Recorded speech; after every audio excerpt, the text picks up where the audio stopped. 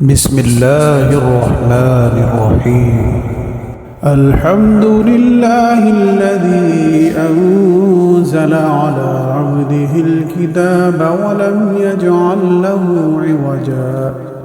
قيما لينذر بأسا شديدا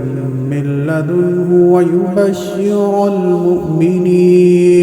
ويبشر المؤمنين الذين يعملون الصالحات أن لهم أجرا حسنا ماكثين فيه أبدا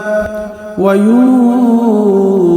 الذين قالوا اتخذ الله ولدا ما لهم به من علم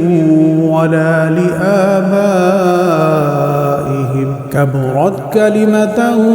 تخرج من أفواههم إن يقولون إلا كذبا فلعلك باخع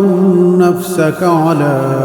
آثارهم إن لم يؤمنوا بهذا الحديث أسفا إنا جعلنا ما على الأرض زينة لها لنبلوهم أيهم أحسن عملا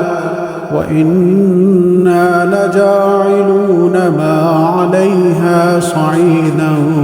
جرزا أم حسبت أن أصحاب الكهف والرقيم كانوا من آياتنا عجبا إذ أوى الفتية إلى الكهف فقالوا ربنا آتنا من لدنك رحمة وهيئ لنا من أمرنا رشدا